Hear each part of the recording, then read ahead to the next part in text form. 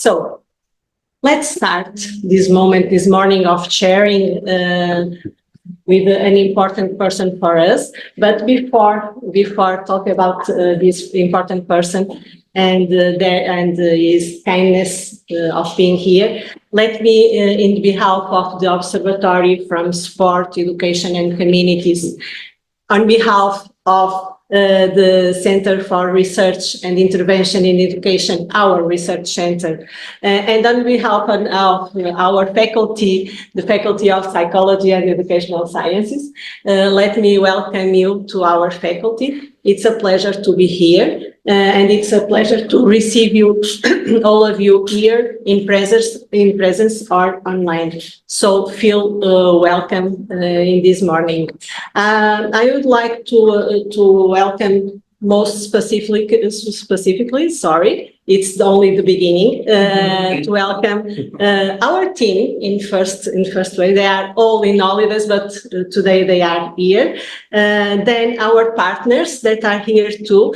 They have the kindness of being here and share this moment with us. And those that are not yet our partners, but they still here, they come here to share their projects and to enrich this moment in the morning.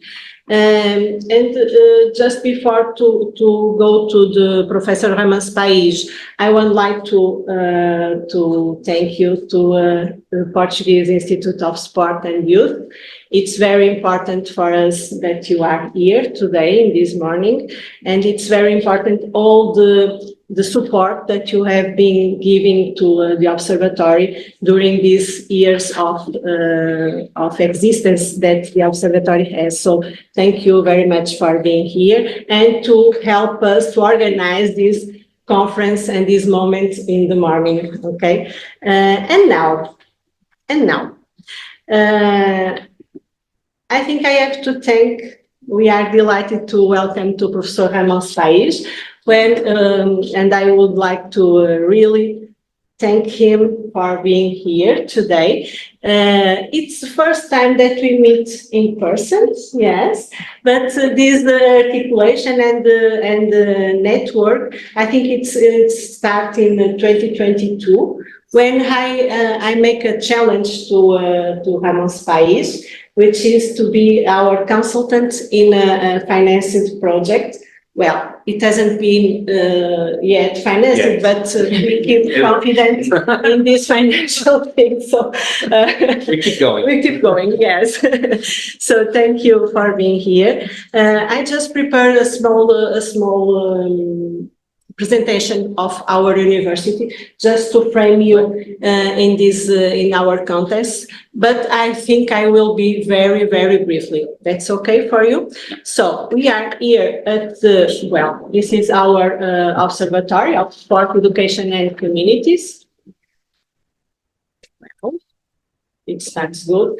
This is the University of Porto, and the University of Porto is considered the best university in Portugal. Yes, it's not only me that I say, but I think we are the best university. I believe it. Yeah, thank you. And it's one of the best 100 in Europe. We have in the university 14 faculties with 48 research units. We have plus than 300 courses and plus than 35,000 students this year. Well, we are living in a very good moment because in Sunday, the results of the students that applied to the faculty, to the universities, were turned public. So the students are already start planning the visit and the stay in the different universities and the different cities in Portugal. Well, then we have, not this one, okay. Then we have our faculty of Psychology and Educational Science from the University of Porto. We are one of the 14 faculties, and we have our research center. Here in the university, we have two research centers. One of them is more related to psychology, and the other is our research center, which is dedicated to education and educational science. So we think that we try to make a broader concept of education and have a multidisciplinary team of research, which is, I think it's very interesting. CEA as long as, I'm going to read because I think it's better than I keep trying to say and enjoy my own discourse, my only discourse. CEA has long embraced in its mission in developing high-quality research on key issues of educational process and social change in order to broaden the role of education in promoting equity, inclusion, and active citizenship.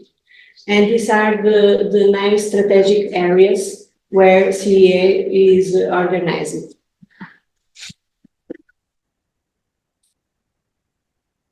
Well, the Observatory of Sport, Education and Communities is hosted in the CEA. We have 2 observatories. This one, where which me and Cosmin and more 4 colleagues coordinate, and we have the Observatory of Life in Schools, which is a very interesting way of keep the information, keep the connected, the relation between the academy and the context of life and the schools mostly.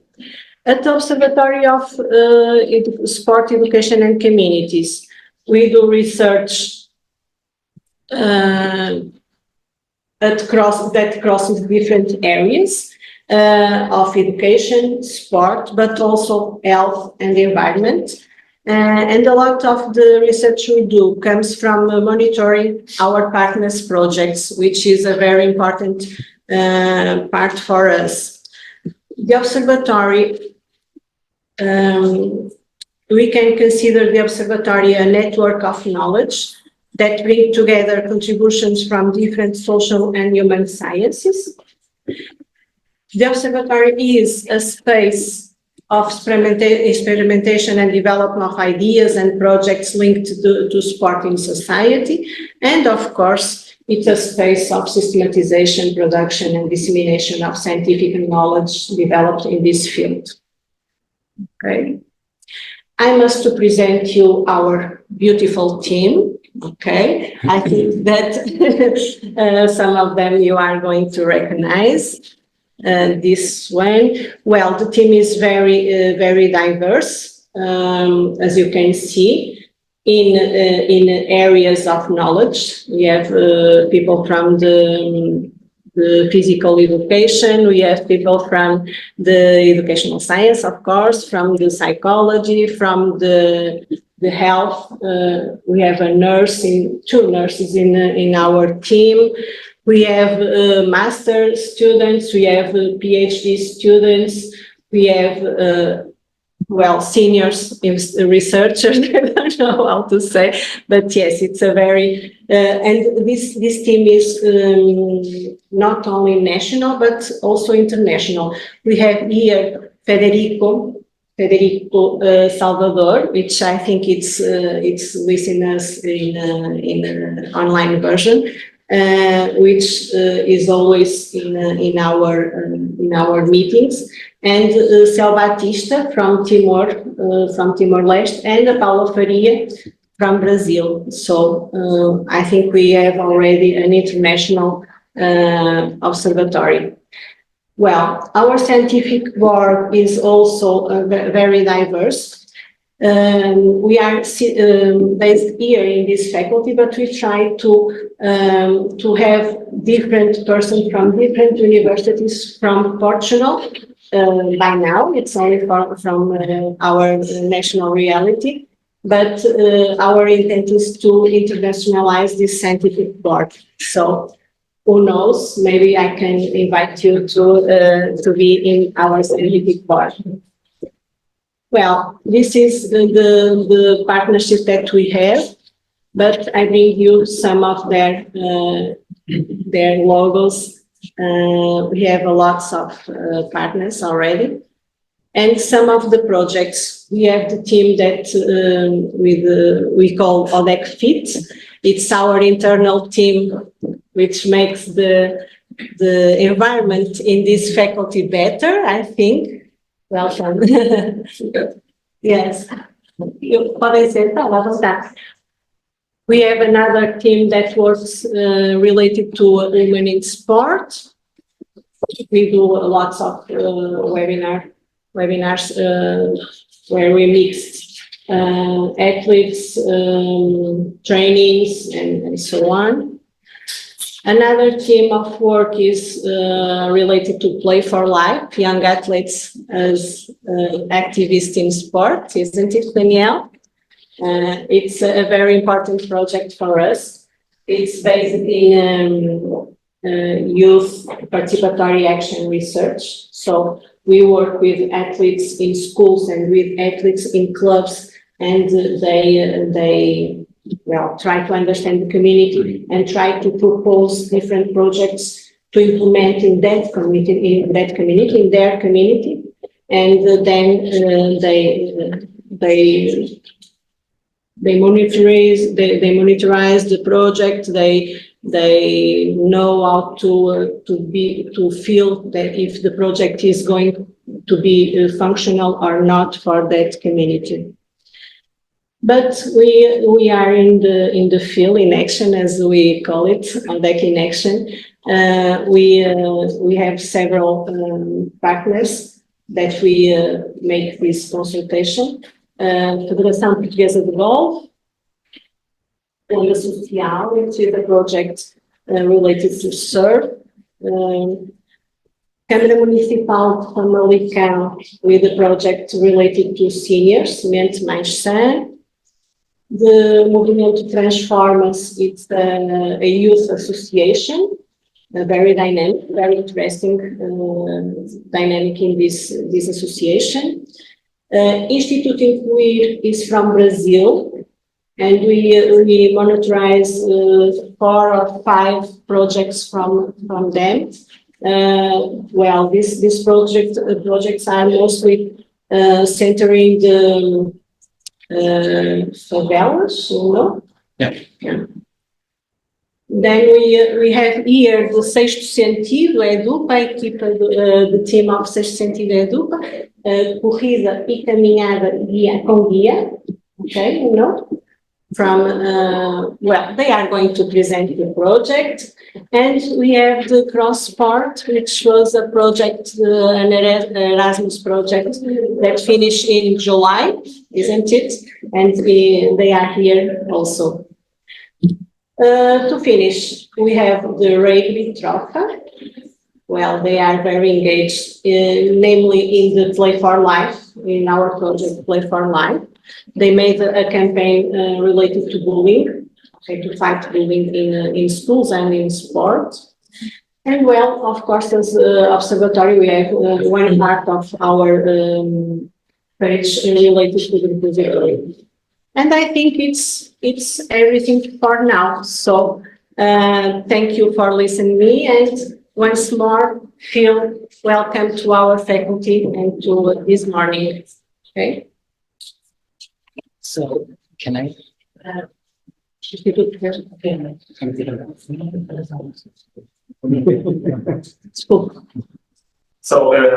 in English. So good morning, everyone. Sorry, Professor. Good morning, everyone. For those who are here and for those who are watching us and listening us through Zoom. So I promise that I will be briefly with presentation because I didn't bring any presentation. Only to start with some compliments. I think it's very fair right now. So say thanks to Professor Teresa Dias for the invitation that was made to Portuguese Institute of Sport and Youth to be co-organizing this event, this webinar, this seminar. This is very important for us. Of course, we have a strong relation in terms of working together in several fields of action, not only in sport, but also in youth and other fields of action that are related with the Portuguese Institute of Sport and Youth. It's a pleasure to be here, to be engaged not only in the organization of this seminar, but also, of course, in other projects. And Professor Tadarias, and of course, in the name of the observatory, is always available. He's always a nice person, always being kind when we get in touch with her to be present in some other initiatives that we have. So thanks a lot for your kindness and for your professionalism also, and of course for the invitation. Special thanks also to the organizations that are here, that are going to present some experiences and share with us some results, some outputs, let's say, that are related with some projects that they have already in the field, in their cities, in their territories. So thanks to Municipality of Paredes, thanks to Andi Portugal, thanks to Projeto Equipa from the Sixth Sense project, and I think he's not missing anyone. Okay. Gaia, sorry, sorry, Gaia do Clube Jovem Almeida Garrett, que é uma associação também, sorry, it's yeah, sorry, it's association that we have here in the North region that works very hard in terms of implementation of social programs, including the sport also. So thanks a lot for accepting the invitation that was made. And finally, special thanks to Professor Ramón. It's a pleasure to know you for the first time. I already hear about you from the years. So thanks a lot for giving us the chance to hear you, to learn more with you about these aspects that we are going to talk today. And during the afternoon, of course, we are going to have the opportunity to see other projects in the field and talk with children and young people also. So thanks a lot for your presence here. And I think that we are going to make some connections in terms of sharing good practices among not only among the observatory, but of course among the Portuguese Institute of Sport and Youth. And of course, if you need something from my side and from the side of Portuguese Institute of Sport and Youth, please don't hesitate to contact us. Of course, through Facilitators ideas already know that. So, a brief presentation on what is the Portuguese Institute of Sport and Youth in general aspects. I think that all the participants here know. So the Portuguese Institute of Sport and Youth is the public national body that is responsible for the implementation of, let's say, an integrated and decentralized policy in the areas of sport and youth. Okay, so we work closely with the sports organizations, clubs, federations, Olympic Committee, Paralympic Committee, whatever, with the local authorities, municipalities, and so on, by other public and private entities, youth associations, students associations, and so many others, because the main object, this issue that we are going to talk today is going in line with the mission and the vision that the Portuguese Institute has in terms of working, because we have two fields of action, the youth and sport, and usually we try to combine the two areas when we have the opportunity, of course. And of course, we give financial support, technical support for not only for the sports movement in terms of sport federations or Olympic and Paralympic committees, so many other entities, but also to the, let's say, to the organization that fits in the sport for all environment, let's say. So it's a pleasure for us to be here, to be engaged with the observatory again, and of course, once again, many thanks for being here. And only to finish, During the afternoon, as I already talked with the professor, we are going to visit some projects because we have one of the programs that we have, we call Programa Escolhas.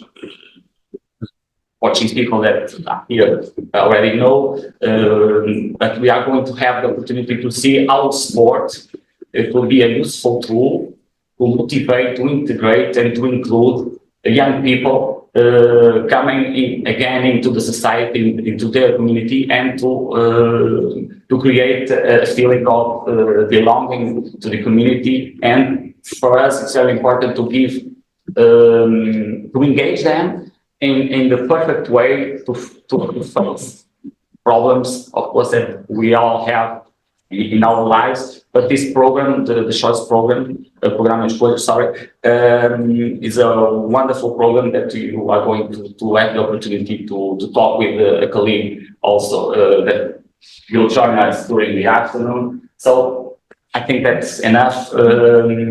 Thanks again for your kindness to be here, and welcome again to Portugal and to Thank you. Well, I think we can move on. Only brief to say welcome to the young people that arrived early in the morning. Hi, thanks to be here. And we are going to provide some chairs for you. That's okay? Yeah. Okay. So, good morning, everyone. My name is Cosmin. I'm Teresa's colleague in the coordination of the observatory, and I was invited to moderate this session. I'm happy to announce that we are really on time. It's 10:30, and we are ready to listen to Professor Ramón. And just to say that I'm very excited also about this session, because in my own work, I collaborate a lot with the European Commission, and we always look at other European countries' examples. And it's always a great opportunity to listen from examples from Asia, Africa, in this case, Australia. So I think there is a lot to learn from other continents, and sometimes we are very close within our European mindset. When reading Professor Ramón's a CV and also the description of the webinar, we can already see some points in common, some lessons that we can learn from the projects that we develop here and the projects that are developed in Australia. So I'm confident that we will have a very, very rich day and a lot to learn in a very few hours. So a very intense learning experience. Professor Ramón comes from Victoria University, and he has a very impressive CV, as you could read. He has several secondary academic appointments in European universities and internationally, and he is author of 11 monographs and 8 edited books. I will now not go into the description of the webinar, the talk, because we will hear it now. Just to set a little bit the scene, so Professor Ramón will have 25 minutes for his presentation, and then we will take some time for questions and answers. And then we have 4 projects that we'll present in 10 to 15 minutes. And at the end, we can also make a round of questions before lunch. So Professor Ramón, the floor is yours, and thank you for being here. Thank you. Thank you so much for everyone, Teresa in particular, for putting together the program.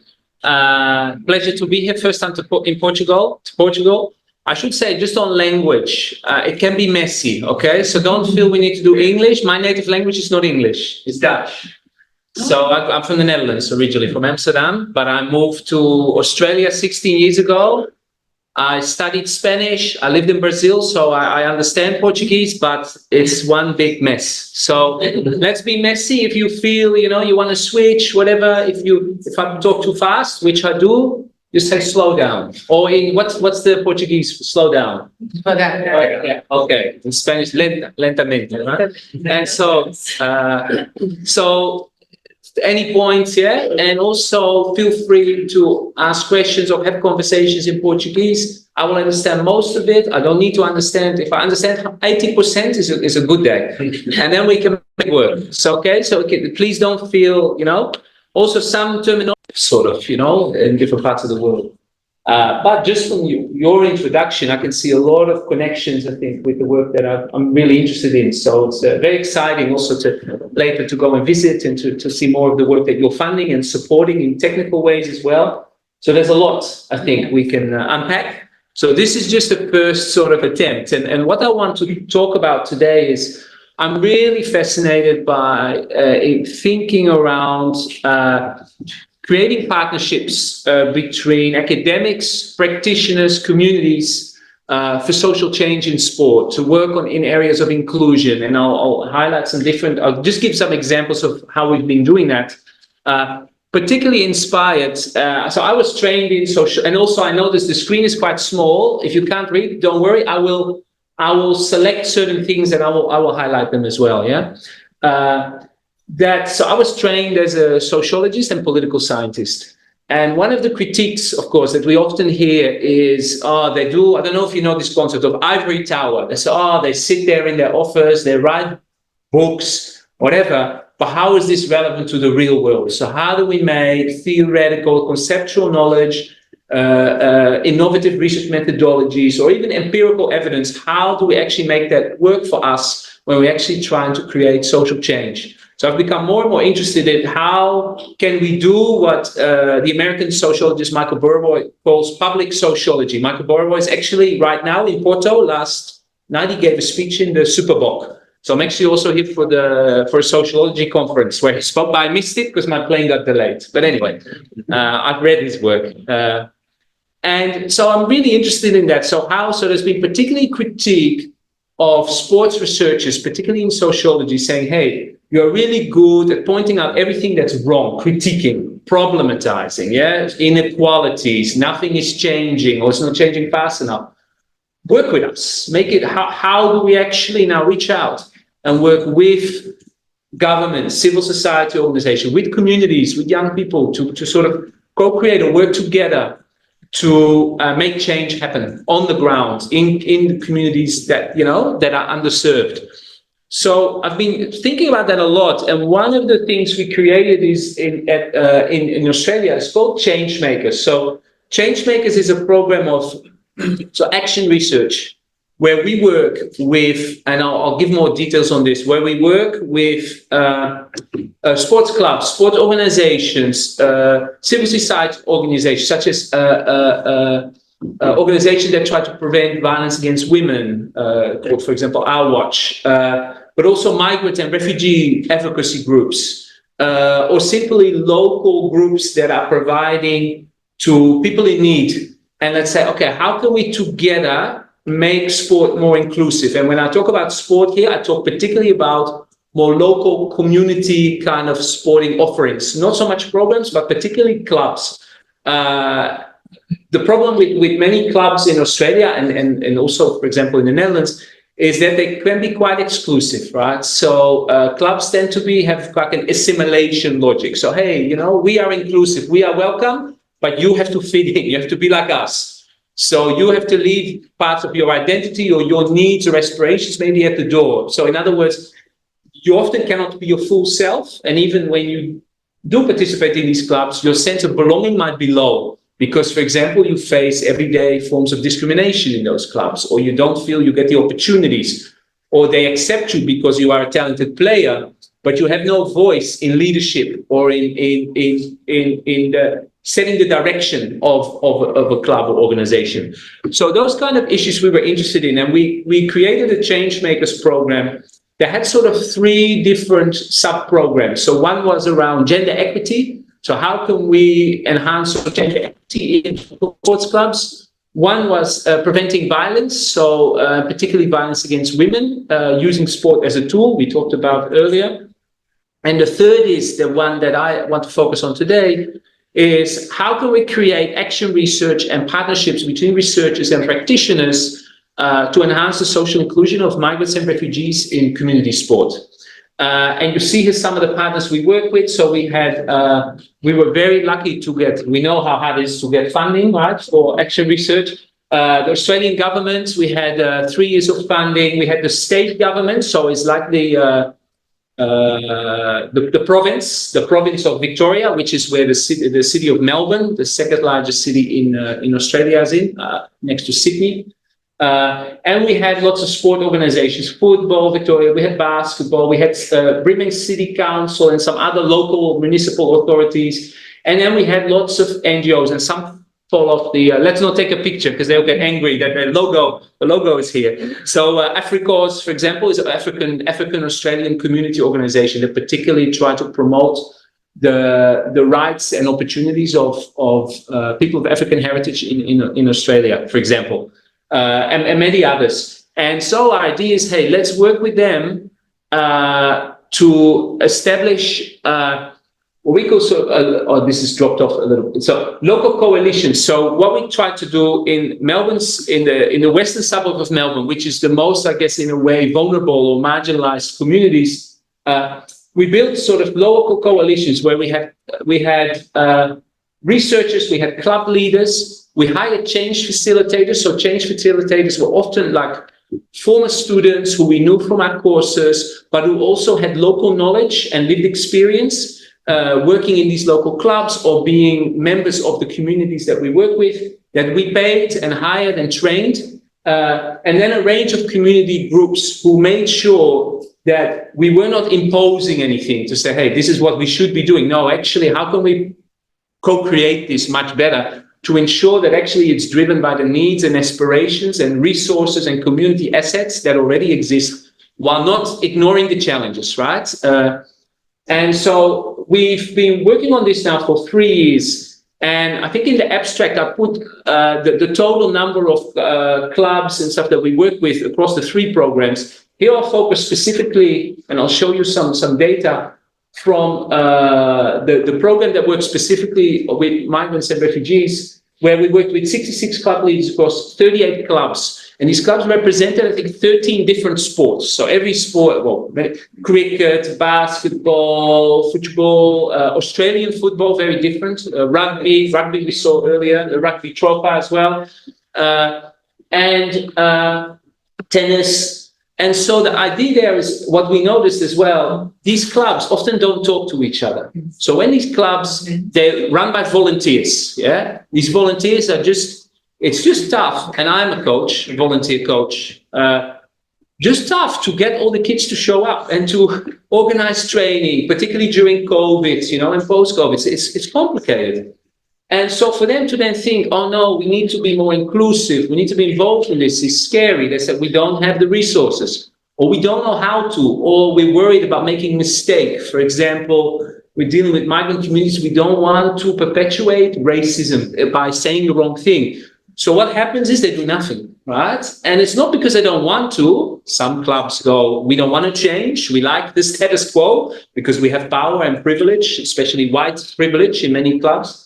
But many clubs do want to change, the majority, but they don't know how to. So that's what sort of who we were trying to get involved. So, hey, we can work with you. We have funding. We can give you a change facilitator. We can give you knowledge and tools to do this together. And we will help you develop new projects, monitor them, and then evaluate them as well. And you can use those evaluations to then say to your board of the club or to sport organization, look, what we're doing is actually valuable. So we've been doing that over a 3-year period, working with these 66 club leaders from these 38 clubs. And the interesting thing is, one of the things those clubs said, that they never really talk to each other. So they do their own thing because they don't have time. They're just focused on how do I run my own club. So they don't even talk to each other from the same sports, but particularly different sports don't talk to each other. Why?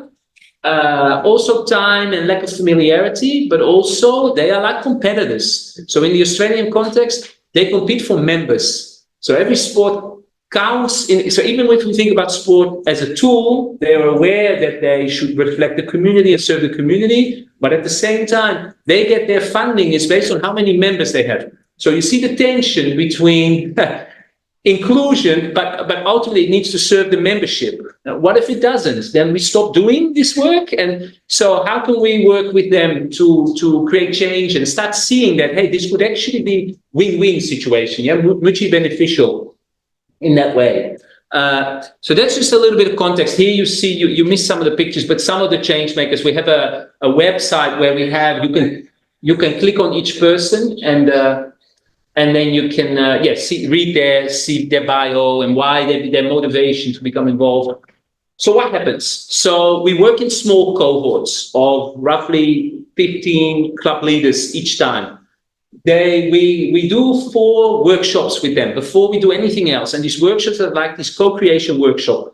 The first thing we do is provide them sort of with sociological and educational knowledge about so-called club climates. So the club climate is, so how inclusive is your club climate?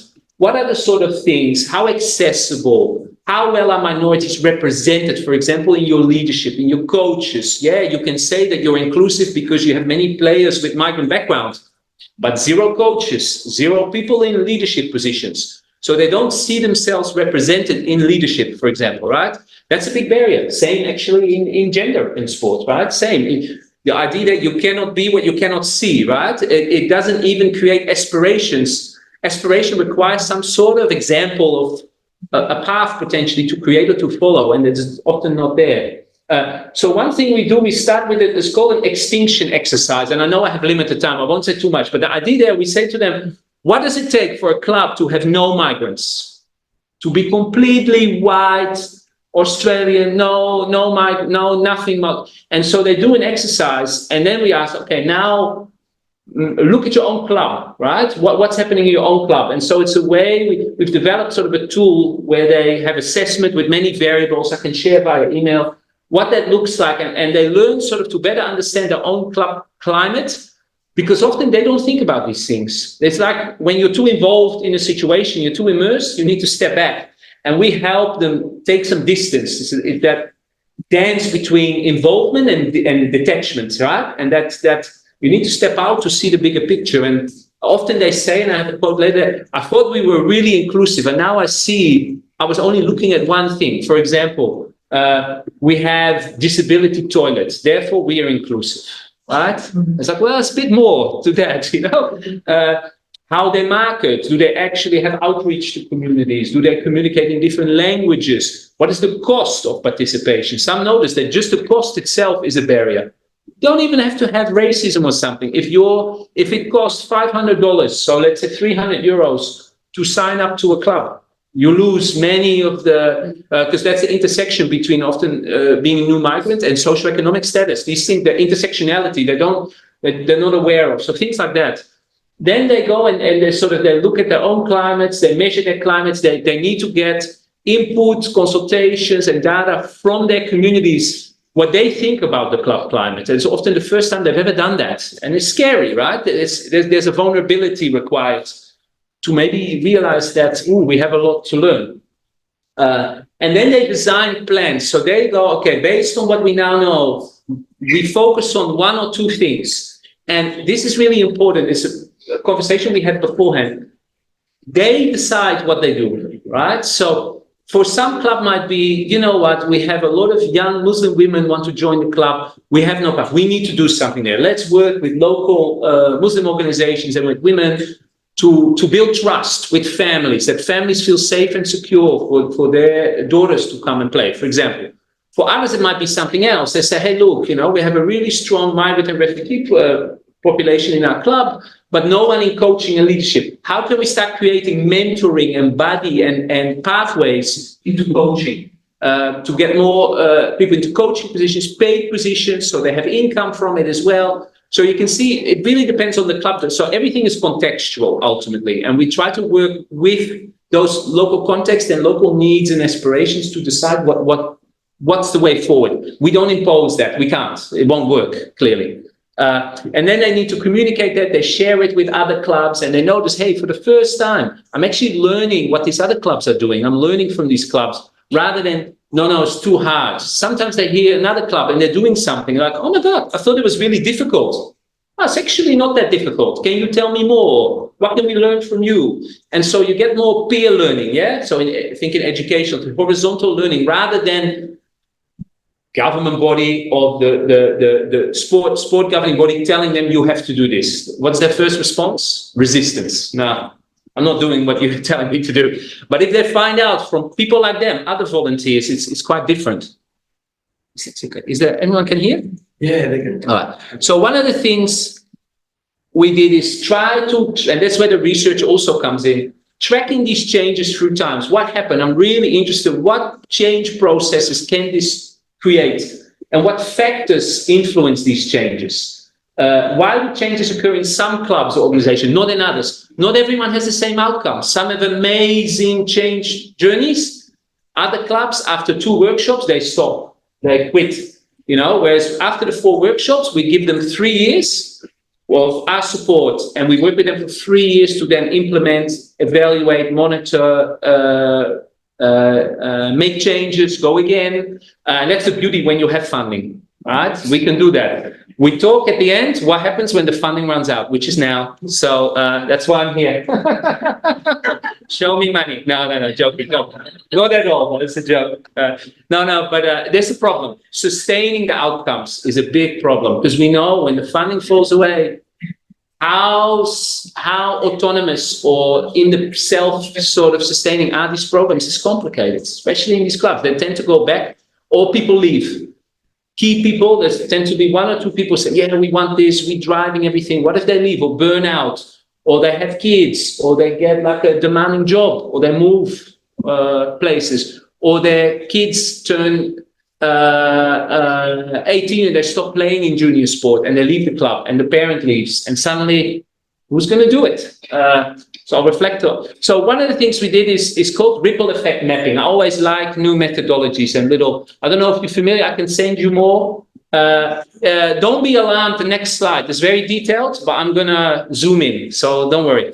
This is what a ripple effect map looks like. So a ripple effect map means we do participatory sessions where we bring in community, young people, all the stakeholders, and they interview each other. For example, with questions like, so what is one of the most significant changes that you've seen, or a story, or what's been a challenge? And based on all that, we start mapping sort of inductively change patterns or lack of change. So this is what for this particular program it looked like, but I will zoom in on some of the parts because they're kind of 3 clusters and they have a time component.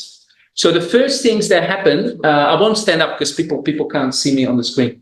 Where box 1 is what happens around increased critical awareness and reflexivity, and I'll explain what I mean by that. The second is around improved collaboration between stakeholders. Suddenly, we're creating new connections and new connectivity that's generating both sort of collective emotional energy. Oh my God, a can-do attitude. So that they kind of tend to shift from, oh my God, this is really hard, to, whoa, we can do stuff together, or we can learn from others. So a shift in that energy more positively, and then how they start using those tools and create new initiatives. So those are some of the ways. So this is that picture 1, increased critical awareness and reflexivity. So they have guided workshops, and through those climate assessments and the sociological knowledge that we discuss around inequalities in sport and how exclusion works in sport, they start sort of more critically reflecting on themselves, on their clubs. They start bringing together different perspectives. So often when we ask, so when they say we are really inclusive, we do this, how do you know? Well, we just know. Anecdote, we know, we live this. So, okay, lived experience and practical knowledge, amazingly important. What if now we combine that with evidence, more scientific evidence, not having a hierarchy of what's more important, both, let's have a dialogue between the two. And I'll show you a quote, what happens. So this is one club leader. We thought we were doing really well, implementing positive things, and they were. But during the assessment, when they saw more the evidence, when they do survey or interviews with people in their community, we realized we have quite a few gaps and areas where our climate is actually hostile. So that's one of the categories. I mean, hostile is putting people away from the club, expensive, not having trust. Local communities, particularly migrant groups, they're not trusting them. Who are you? Why should we trust our daughter or our son with your club? Convince us, build a relationship, right? Could be all these different things. Fees, so cost, social events, for example, social events with lots of alcohol, where Muslim communities will go, we don't go there. no halal food. Sometimes it's really basic micro level things. Sometimes it's really big things. Yeah. Transport, family support is confronting. In reality, we are actually years behind where we thought we were. And that's tough. That's vulnerable. There's sometimes grief, like, damn, it's a process to work through. And what we try to do is kind of hold space for that. And because here you can despair, oh my God, we're so bad, let's stop doing what we're doing. No, actually, now let's do something. And we have funding. We can work with you. We have funding, we have support, and we'll help you through this process, kind of, is one way. Another area is improved collaboration. That's very strong. So they make new and strengthened connections, especially because we do this as a consortium. So sometimes say, look, we want to work with refugees, we don't know how. So, well, you know what? We have here a refugee advocacy group in our consortium. They can work with you. So they can have meetings with you. They can run a workshop on cultural competence or racial literacy. They can help you how to have more inclusive volunteering at your club. They can help you build a mentoring scheme. So some of the migrant families, sort of the parents, can be potentially educated and become coaches and paid, right? Coaches potentially. So there are all these things available that they're starting to create. And we started to see sort of increased trust, access for them to external opportunities for training, networks. And again, as I said earlier, an increased sort of energy and attitude like, hey, we can do positive things. Not all is lost, right? So I think this first quote from one of the partner organizations is this like a migrant organizations that I generally think this has really demonstrated to us there is power in that collaborative approach of the doers and the thinkers. Now, I don't like that dichotomy because it suggests that academics are only thinkers. I mean, I don't know about you, but when I come home after a long day of work, I feel pretty like I've done a lot and I'm tired, but you can see why that idea that, hey, we bring together different perspectives and way of working and looking at things, and we can do things together. So there's the new connections. I say, see, you're so fixated on doing what you're doing internally, you're not thinking outside the circle. So club is so focused, and I know that as a volunteer, you're just focused on your club. You just try to stay alive as a club and stay relevant. And now it's like, hey, here's all these other supports that we're not using. Yes, we can do more. So that's sort of in short, sort of just some ideas. We have lots of survey data as well that support that, but in the interest of time, I won't go there. Just finally, so then when they have these new connections and the new knowledge and sort of reflexivity, we're noticing that some clubs are creating 25. They do new community outreach and participation programs. So some clubs started running come and try days. So we try to say that you're too rigid in your offerings. You say you either become a member or nothing. It's like, hey, you're missing all these things in between. Some of these things that programs in communities are trying to fill the gap, right?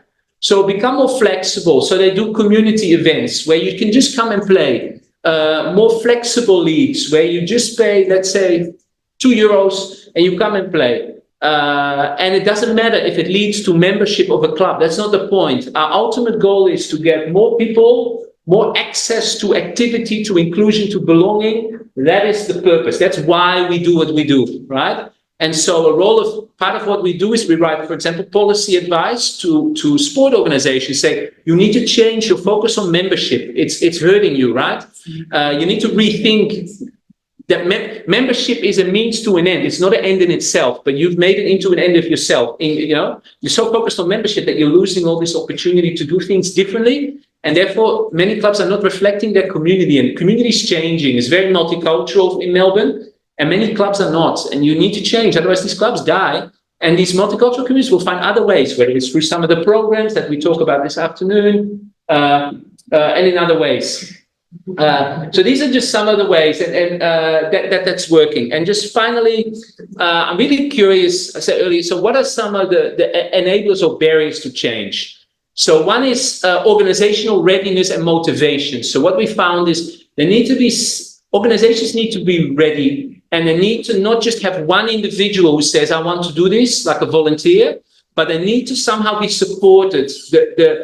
The willingness to change and to do this work needs to be embedded throughout the organization. So you need leadership on board. So you need a president of a club or a someone high placed in a sport organization to say, I am supporting this, even when it gets tough, even when one person leaves, there are other people to take over. And ideally, they do it as a team, right? So we work in Australian context, for example, a lot with Aboriginal people. Make sure that you have strong Aboriginal allies and leaders in your organizations as well, who are actually part of those conversations.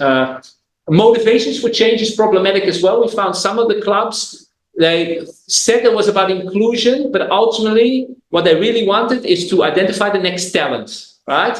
But what happens when the community should try to include, maybe the talent isn't there. Do you then stop? So again, you see the tension sometimes between participation, inclusion, and that focus on high performance. And so that they were not the right clubs, and they sort of stopped really engaging. Time constraints on volunteers was a really big barrier. As I said, just the time, and they were so busy. Sometimes they didn't really respond or come to all the meetings, and we had to constantly engage them. And so managing what I said earlier, that collective emotional energy, how do we keep that can-do attitude alive? Also for us as researchers, when we try to reach out and you organize a meeting and almost no one shows up, you have amazing crowd here today, but it can be very demotivating, right? And so we constantly had to manage that sort of the emotions of people involved. And finally, final point, sustaining the outcomes. This is one of the big challenges. All the stakeholders agreed that only at a few clubs have the changes become so embedded and so institutionalized that we know without funding, they will be fine. They are now organizing this all by themselves. We still work with them, but they are okay without us and without the funding. But at many clubs, we see here that ultimately with the pressure on volunteers and the lack of capacity, without that funding, the outcomes can disappear quite quickly. And so the long-term impact, I think, is still something that I'm really curious to keep tracking over time and to keep thinking of creative and novel ways to help that with that sustainability piece. I think it's one of the biggest challenges. Yeah. So that's all for me. Thank you for the extra few minutes.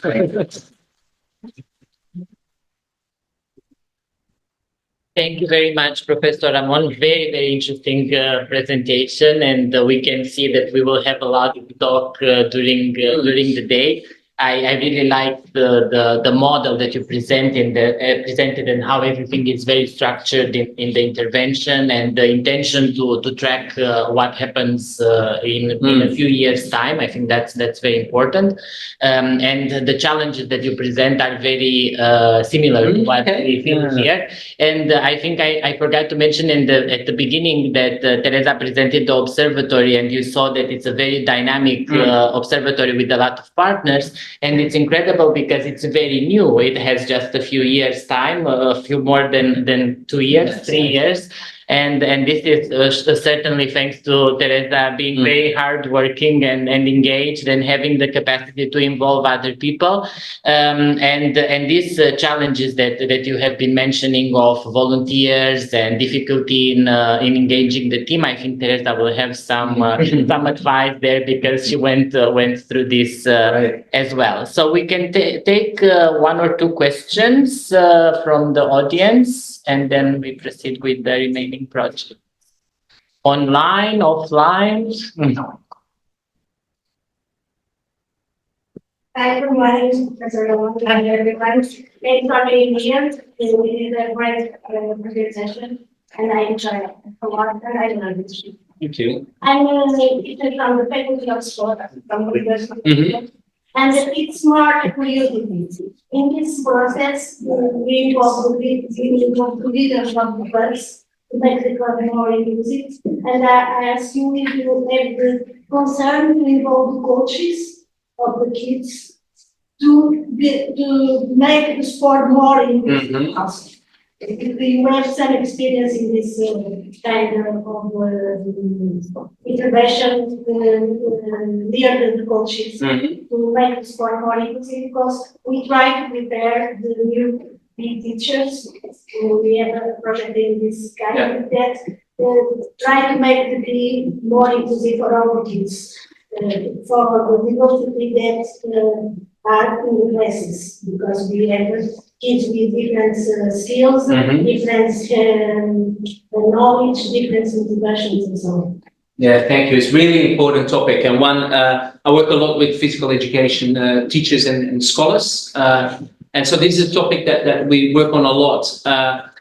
Indeed, so in another study, we found that in these clubs, so not so much in changemakers, but more broadly, so coaches are really the key, right? They're like the ones who communicate and socialize kind of place into the values and the culture of the club. So we've developed some resources and like a toolkit for coaches around coaching inclusively. And so we know that. And so here in Changemakers, a good point. So when I say club leaders, and clubs were allowed to nominate who they wanted to represent.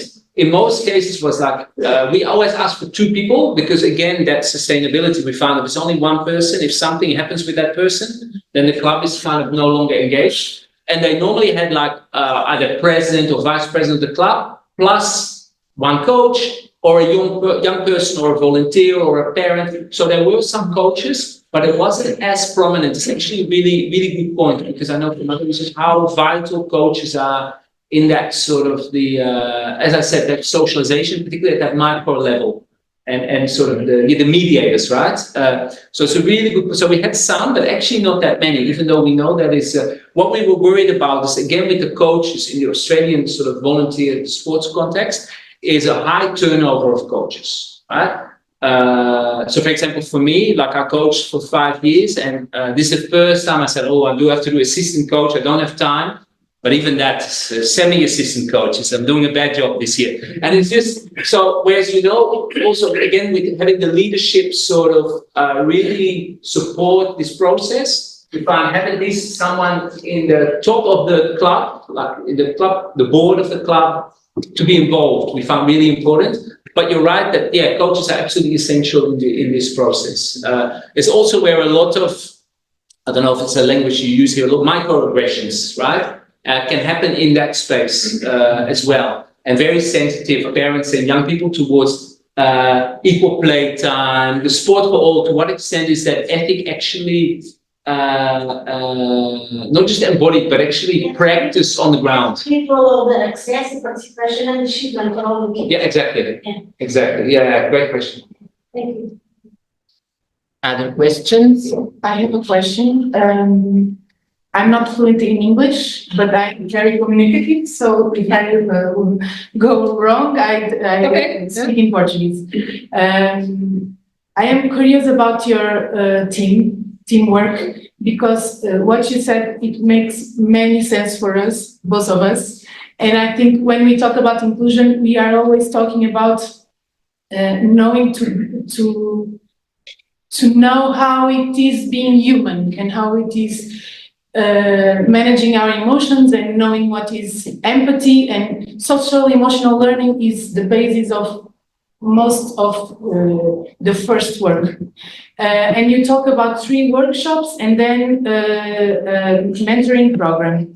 This work is totally made by your team, or you have a network of stakeholders to the social emotional learning subjects and to other subjects? How do you work in practice these subjects? Yeah, good question. So those workshops are co-created with the partner organizations. So particularly civil society organizations, including so one volunteering kind of organization, and they specialize in inclusive volunteering. So they run a workshop. We have another is run by a Aboriginal woman who she works at Welcoming Australia, which is particularly for newly arrived migrants and refugees. So part of the workshop, she taught particularly around cultural safety, racial literacy, sort of racialization, and really because many people in the clubs have never even really considered these things. So there's a lot of if you want to call it unconscious bias around these things. So trying to break that open. And then she brought along some young people to tell their stories of racism. So actually give voice to those experiences. So that was quite powerful. But again, you're right, something to manage in terms of the socio-emotional kind of dynamics of that. That can be complicated. We had and sometimes unpredictable. So we had in some meetings where we had breakout rooms, and in one of the rooms we had a Somali woman who was a volunteer at one of the clubs, and she started really, when they talk about the climates, right, and the issues, the hostile climate, started talking about her and her kids' experience of racism, and the other clubs leaders were really struggling with that. And so how to navigate that really takes a lot of effort. And I think we would now, if we run the next cohort, probably even focus more on that and how do you create those spaces, but also how do you ensure those spaces are safe and have sufficient aftercare, right, to work on. That's an ongoing issue that we hadn't maybe fully expected to happen, but it did. Yeah. So it's messy again sometimes. You know? Yeah. I was also thinking about another dimension that it's connected to this, and during your presentation is that I really like this aspect of the intervention of the reflexivity of them thinking about what they're doing, and then sometimes with the grief, as you were saying, that they are realizing that they are not doing so well. And very often in educational intervention and in some of the projects that we observe, we also notice that there are very good intentions, but then the outcomes sometimes can be indeed very harmful. So this is an area that definitely can be tackled by involving all the stakeholders, the migrant organizations, the civil society organizations, and mediate these sensitive moments, because the clubs should not be left alone with this baggage that it's very complex. Yeah, good point. If I may, good morning. Just a small question around sustainability. Okay, you told that you had an intervention for 3 years, and in all the projects that we work, this is one of the key elements for some of them to enter the project or to be there, because they are here for 2.5 years, 3 years, and then how will we do when you guys finish the project? So is sustainability, of course, it must be one of your concerns, but do you give them any tools, any ways of funding after your intervention, or do you explain them how can they do? Because we know that here there are no miracle tools, but is it a key factor for you also? Yeah, it is. So one thing is that they will always have access to that network of particularly some of the organizations that I mentioned. So they have that there's ongoing training and workshop they provide, or they can go back for advice. So that's the external network.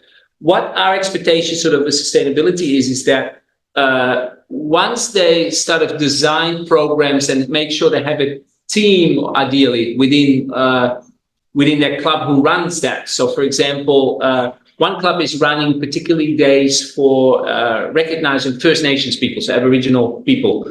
And they run particular events. There's particular times of the year that's an official national, and they try to then run local events. That now they have like a playbook. They've done that a few times. They have protocols. They know who's doing that in the club. So the idea there is that from there on, they can keep doing that. The risk there is, of course, if the people who are organizing that leave, then they have a problem. So it's even, in that case, it's not about funding, right? But it's like about that ongoing commitment. And the problem becomes when that commitment is not at the level of the entire club. So, but that it becomes the commitment of one or two individuals, it becomes very fragile. Because they will face resistance. There will be people in the club saying, why are we doing this for Aboriginal people? We don't need this, you know? There will constantly be those inner... So none of these clubs actually are like homogeneous, right? They themselves might have conflict, power struggles, resistance. So working through that, again, it's take a lot of effort, I think, to do that. So those are some of the ways I think about that.